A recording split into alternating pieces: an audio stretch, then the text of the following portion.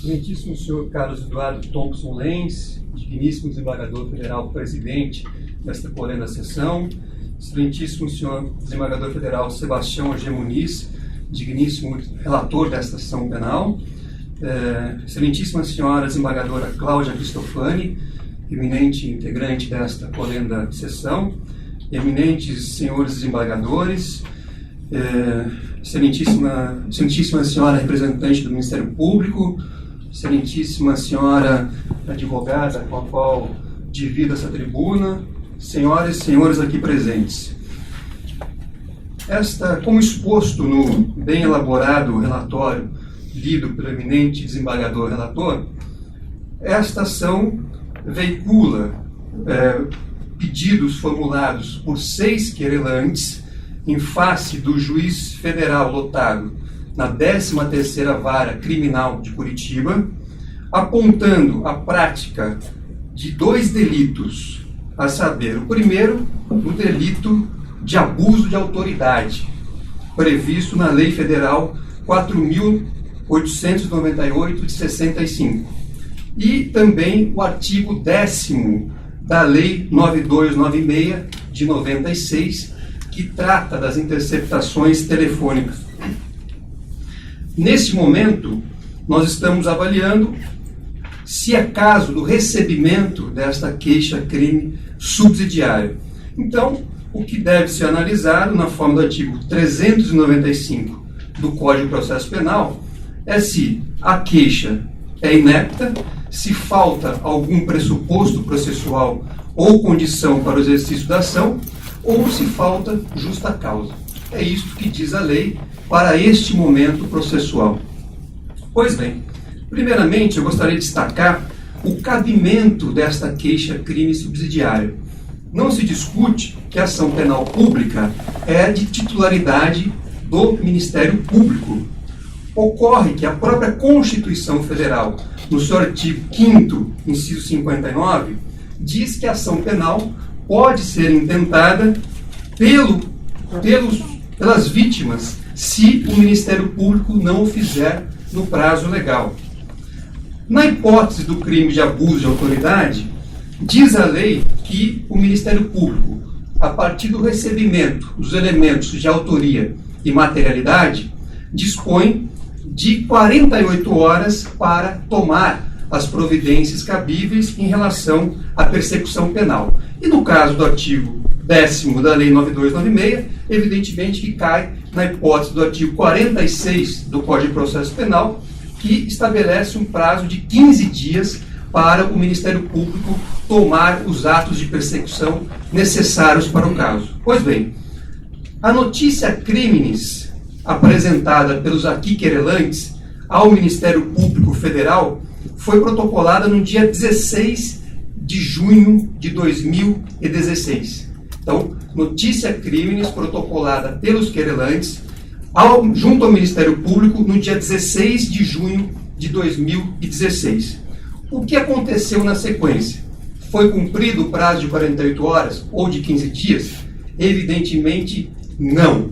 Há uma certidão, uma ata notarial, na verdade, juntada às folhas 380 desses autos, que mostra que o Ministério Público ficou absolutamente inerte em relação à notícia criminis que foi apresentada pelos querelantes. Essa ata diz com muita clareza que nenhuma, a partir inclusive de elementos colhidos na própria Procuradoria, que nenhum ato foi praticado em virtude, aspas, da complexidade do caso. Então, a inércia foi o caminho adotado pelo Ministério Público, supostamente, face àquilo que se chamou de complexidade do caso. Pois bem, depois de 5 meses de inércia do Ministério Público em relação à notícia criminis que fora protocolada, como eu disse, no dia 16 de junho de 2016, não restou aos querelantes outra alternativa senão a propositura, na forma da Constituição Federal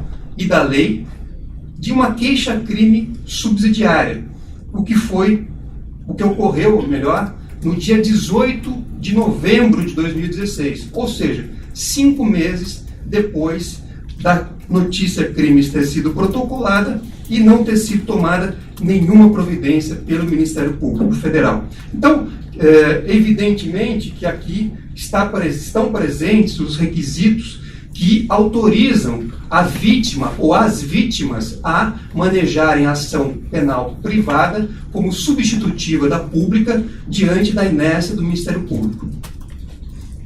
Outro dado importante ser ressaltado é que esta queixa preenche todos os requisitos do artigo 41 do Código de Processo Penal, pois ela contém a exposição dos fatos criminosos de forma individualizada, todas as circunstâncias, a classificação dos crimes e o rol de testemunhas.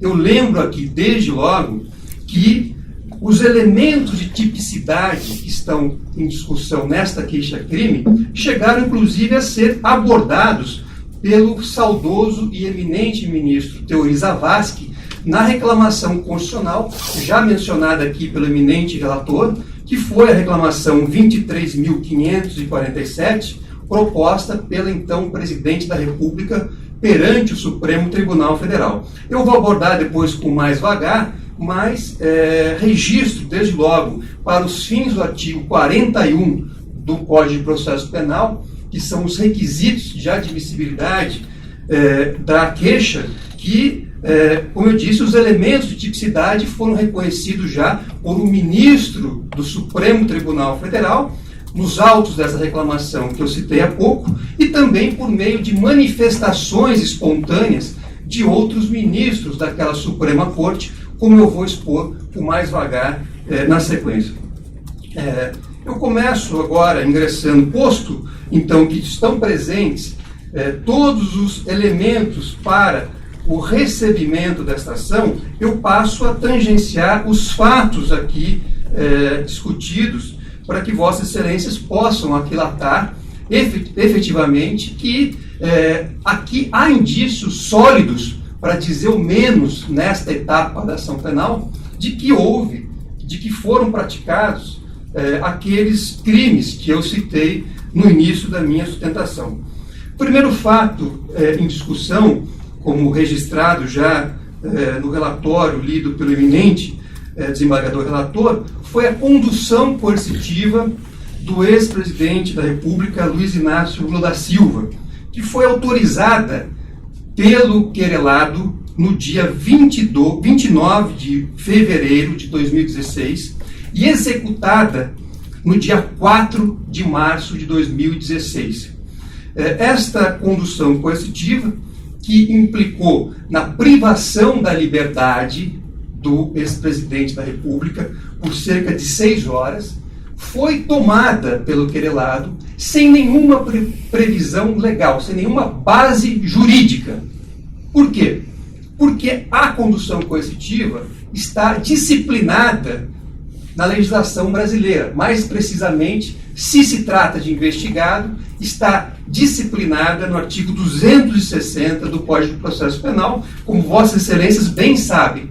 E o requisito fundamental para a condução coercitiva é a hipótese do investigado ter sido intimado para depor e não ter comparecido. Então, esta é a hipótese que a lei autoriza que haja condução coercitiva. Aliás, a própria condução coercitiva, a sua existência já é de duvidosa constitucionalidade, uma vez que não se pode impor ao investigado, como é ser disso, a obrigação de depor. Mas eu não vou nem entrar na questão da constitucionalidade do artigo 260 do Código de Processo Penal. Basta aqui, para o caso concreto, esclarecer que o ex-presidente da República jamais deixou de atender uma intimação do querelado, nem de qualquer outro juiz ou autoridade. Ao contrário, todas as intimações que foram a ele dirigidas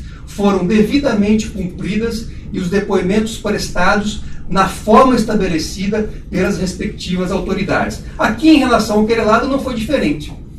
Ele, quando foi intimado para atos processuais, ele compareceu. Agora, nesta situação, o querelado decidiu ao arrepio completo da lei, impor ao primeiro querelante a condução coercitiva sem que tenha ocorrido qualquer resistência ou desatendimento a uma intimação para depor. E o que aconteceu? Foi realmente, como todos sabem, um verdadeiro espetáculo midiático. Já na madrugada do dia 4, alguns órgãos de comunicação já davam sinais concretos, inclusive nas redes sociais, de terem conhecimento daquela medida e faziam publicações com sinais subliminares do que iria acontecer naquele dia 4 de março. O ex-presidente da República foi tirado à força da sua casa por um exército de policiais, todos fardados, com roupas talvez que não seriam sequer cabíveis para esse tipo de diligência, e levaram o ex-presidente para o aeroporto de Congonhas, em São Paulo. Vossas Excelências provavelmente conhecem o aeroporto de Congonhas, mas trata-se de um dos mais movimentados aeroportos do país, e ele foi levado especificamente para um salão com paredes todas de vidro para que lá prestasse o seu depoimento. E quais foram os fundamentos apresentados pelo juiz? Primeiro, não tinha o fundamento do desatendimento à prévia intimação. Então, esse que é o requisito da lei já estava completamente superado, porque Sua Excelência sequer se preocupou com os requisitos legais. Mas disse Sua Excelência na decisão simplesmente que teriam surgido indícios de que o ex-presidente poderia estar envolvido em atos ilícitos. Ora, senhores desembargadores, é evidente que isso não é uma fundamentação, muito menos para aplicação de uma medida com esta gravidade. Jamais se poderia ter imposto a um ex-presidente da República que não praticou qualquer ato ilícito ou a qualquer cidadão brasileiro uma condução coercitiva fora das hipóteses legais, porque isso fere a Constituição Federal, fere os tratados internacionais que o Brasil se obrigou a cumprir e fere a legislação. Mas aqui é mais do que ilegalidade, é mais do que inconstitucionalidade, é mais do que afronta a tratados internacionais. O que havia, claramente, era a intenção de enxovalhar a honra do ex-presidente da República, levando-o para um local público com ampla circulação de pessoas, apenas para que fosse exibido com a sua liberdade constrita, para que fosse fotografado com a sua liberdade constrita, para que fosse visto pela sociedade como se tivesse praticado algum ato ilícito.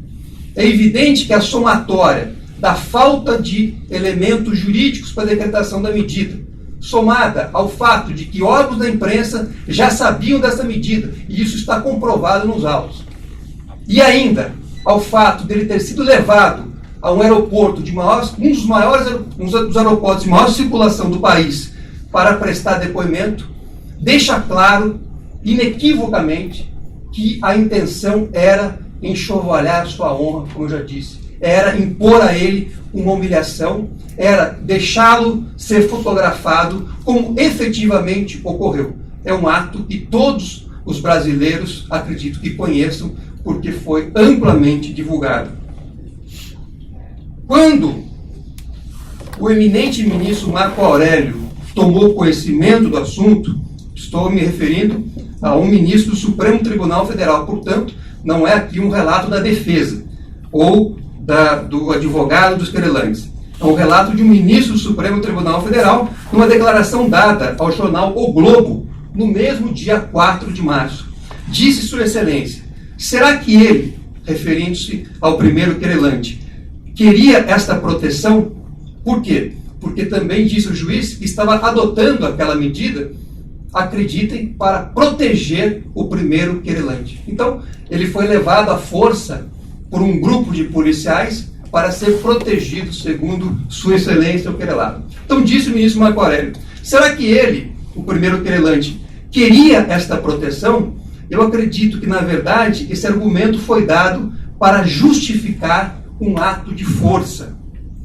Isso implica em retrocesso e não em avanço. Essas são as palavras, sublinho, não deste advogado, mas são palavras de um ministro do Supremo Tribunal Federal que, no dia dos fatos, já avaliou a gravidade da conduta do magistrado de primeiro grau e deu essa declaração a um órgão de imprensa, mostrando a sua perplexidade, mostrando que ele entendia ali haver um ato de força que implica em retrocesso para o próprio país. Então, aqui eu chamo a atenção de Vossas Excelências que, efetivamente, este fato, com essas considerações, e que foram abonadas até mesmo por um ministro do Supremo Tribunal Federal, mostram que esse primeiro fato praticado pelo querelado é sim um fato típico, é sim um ato de abuso de autoridade, porque não se exerceu aqui a autoridade inerente ao cargo.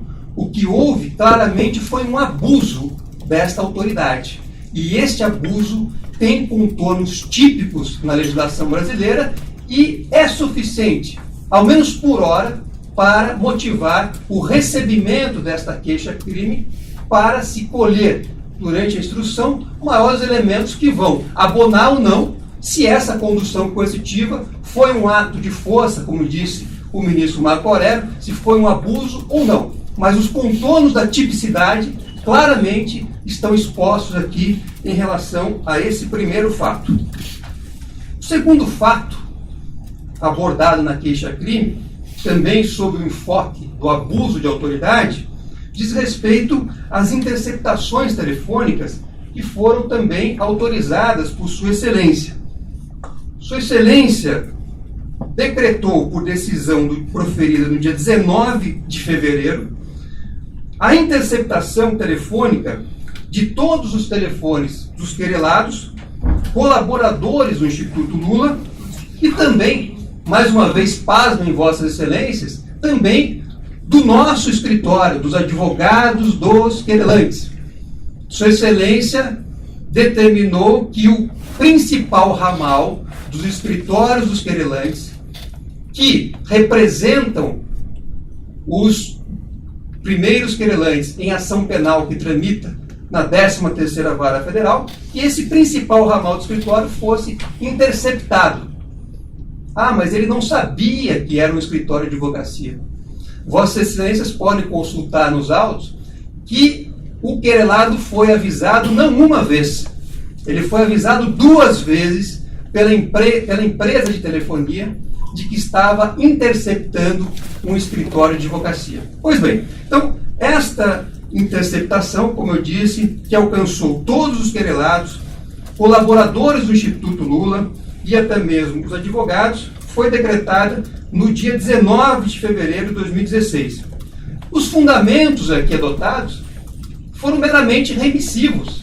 Não há sequer fundamentação. Tendo em vista o que foi decidido anteriormente na condução coercitiva, então se adotou aqui a interceptação ampla de inúmeros telefones. É preciso lembrar que a lei que disciplina a interceptação telefônica diz claramente no seu artigo 2º que não será admitida a interceptação de comunicações telefônicas quando ocorrer qualquer das hipóteses. Então, não será, é imperativo. 1. Não houver indícios razoáveis de autoria ou participação em infração penal. 2. A prova puder ser feita por outros meios disponíveis. 3. O fato investigado constitui infração penal punida, no máximo com pena de detenção. Sua Excelência, o querelado, sequer analisou esses requisitos do artigo 2º ao proferir esta lei. Mas, mais uma vez, é caso de ilegalidade? Não. É caso, primeiro, de afronta à Constituição, porque o artigo 5º, inciso 12, diz claramente que são invioláveis os sigilos das comunicações telefônicas. 2. Fere tratados internacionais que o Brasil se obrigou a cumprir, que asseguram a privacidade a todos os cidadãos. E 3, fere a própria lei das interceptações telefônicas, porque claramente aqui não era caso de interceptação telefônica. Mas, repito, não estou analisando simplesmente sob o prisma da legalidade da medida, mas sim qual foi a intenção do agente público ao decretar esta interceptação telefônica.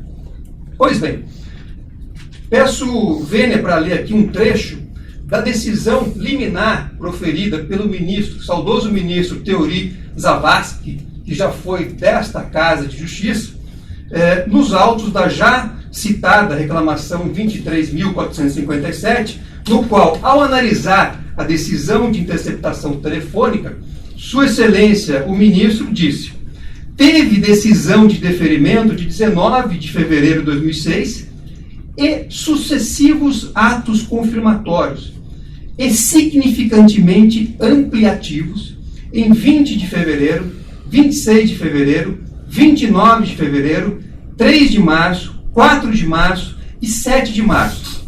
Aí continua o ministro, sempre com motivação meramente remissiva, tornando praticamente impossível o controle, mesmo a posteriori, de interceptações de um sem número de ramais telefônicos. Então, essa análise não é deste advogado, essa análise é do saudoso ministro Teori Zavascki, que coloca aqui de uma forma muito clara que aquilo não é um ato simplesmente de interceptação telefônica ou de equívoco na aplicação da lei. Era um ato claramente intencional de se fazer uma devassa em relação ao primeiro querelado e a todas as pessoas a ele relacionadas. Isso, inclusive, consta da própria decisão, que a interceptação deveria alcançar pessoas relacionadas ao ex-presidente. Então, não havia aqui uma intenção de se fazer uma interceptação para fins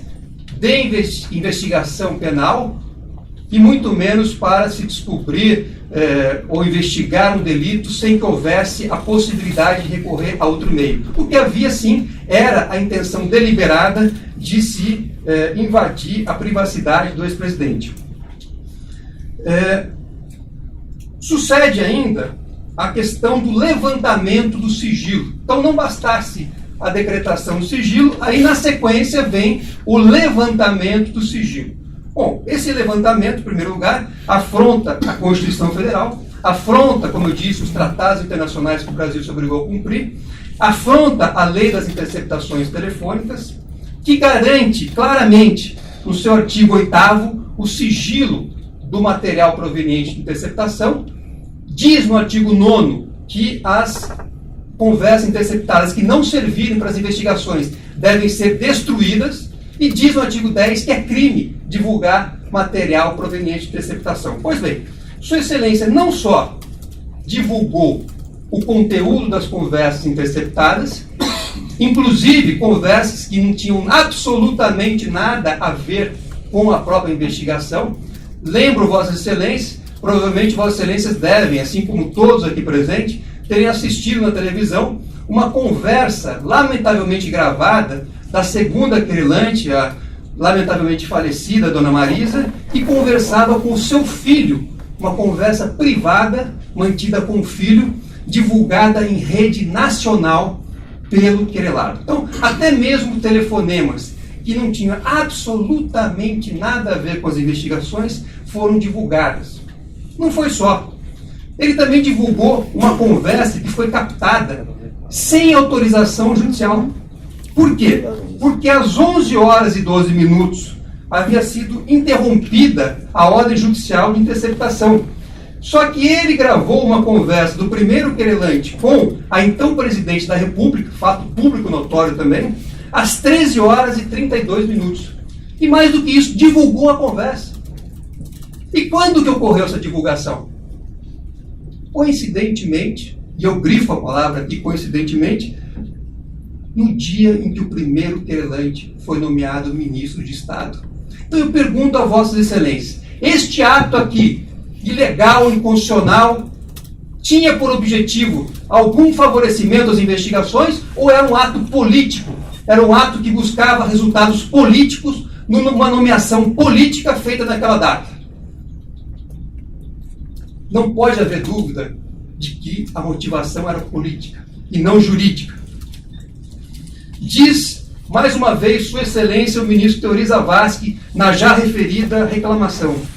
O sigilo foi levantado incontinenti, sem nenhuma das cautelas exigidas em lei, passou por análise que, evidentemente, é a palavra do ministro, não cabia ao juízo reclamado.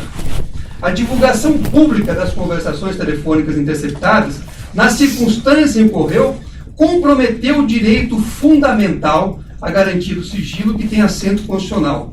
São irreversíveis os efeitos práticos decorrentes da indevida divulgação das conversas telefônicas interceptadas. Disse o ministro Marco Aurélio, também analisando fora dos autos, mas como um cidadão que teve conhecimento desses fatos, ao Portal 21. Ele não é o único juiz do país e deve atuar como todo juiz. Agora, se houve essa divulgação por terceiro de sigilo telefônico, isso é crime, está na lei. Então disse o ministro Marco Aurélio, isso é crime, está na lei. Ele simplesmente deixou de lado a lei. Isso está escancarado. Não se avança culturalmente, atropelando a ordem jurídica, principalmente a constitucional. Ora, então, se houve um ato desta gravidade, praticado pelo querelado, inclusive, como bem observou o ministro Teori, quando não havia sequer competência, então, houve aqui a prática de um ato de abuso de autoridade, quando o querelado sequer tinha competência para atuar na ação, uma vez que, por expressa disposição constitucional, ele havia perdido essa competência ao interceptar gravação com o então presidente da República. Então, um juiz que pratica um ato que atenta flagrantemente contra a Constituição, a lei, e que pratica este ato depois de ter perdido a sua competência jurisdicional, e que pratica este ato no dia em que o querelado é nomeado ministro, divulga em rede nacional, isto é ato de autoridade ou isto é abuso de autoridade? Mais um fato diz respeito à busca e apreensão, também realizada, decretada no dia 24 de fevereiro e executada no dia 4 de março. Todos os querelados, tanto o ex-presidente, sua esposa, como todos os filhos, tiveram as casas invadidas por autorização do juiz querelado. E qual a fundamentação? Nenhuma. Principalmente em relação aos querelados, ao terceiro, quarto, quinto e sexto querelado. Onde está a fundamentação para promover a busca e apreensão na casa dos filhos do ex-presidente da República apenas porque são filhos de ex-presidente da República? Onde está essa fundamentação? Isso é abuso, claro. O ministro Marco Aurélio, no RHC 117.039, diz o seguinte: o que é uma busca e apreensão? É algo devastador, é algo de repercussão maior, principalmente para aqueles que estão no mercado, que precisam da confiança dos cidadãos. Então, o ministro Marco Aurélio dá uma dimensão do que é a busca e apreensão. Agora, se a busca e apreensão é decretada sem qualquer fundamentação, apenas com a intenção de humilhar o cidadão, isso é abuso. O que diz a defesa do querelado nesses autos? Que se está a instituir o crime de hermenêutica. Ora, não se está discutindo a possibilidade de um juiz seguir o caminho A ou o caminho B que a lei estabelece. Isso não é crime. Se houver equívoco, será corrigido pela via recursal. Mas aqui o que se tem não é erro de interpretação. Até porque os dispositivos invocados não deixam qualquer dúvida, como eu disse, sobre a interpretação legal e constitucional. Isso fica muito claro nas passagens do ministro Teori Zavascki e nos comentários feitos por outros ministros, inclusive no próprio Supremo Tribunal Federal. Não é discussão sobre interpretação de lei, é discussão sobre a intenção de humilhar, de expor e de causar danos à imagem de um ex-presidente da República e de sua família. E esta não é uma hipótese de exercício de autoridade, é uma hipótese de abuso de autoridade. Ninguém pode estar acima da lei. O que se quer, na verdade, com essa afirmação de crime de hermenêutica, é que um juiz que praticou atos com essa gravidade esteja fora do alcance legal. E se isso ocorrer, é melhor declarar revogada a lei de abuso de autoridade. Porque se este caso não se enquadrar, não se subsumir na lei de abuso de autoridade, é melhor que Vossas Excelências, com a máxima vênia, declarem que a lei está revogada. Para finalizar meus 30 minutos, eu gostaria de fazer trazer a Vossa Excelência uma citação de Rui Barbosa, que foi bastante invocado pela defesa do querelado. Disse Rui Barbosa: a justiça cega para um dos dois lados não é justiça. Cumpre que enxergue igual à direita e à esquerda. E com essas palavras eu peço a Vossas Excelências que, satisfeitos todos os requisitos legais, que seja recebida e processada esta queixa-crime para posterior julgamento por esta corrente da Corte. Muito obrigado.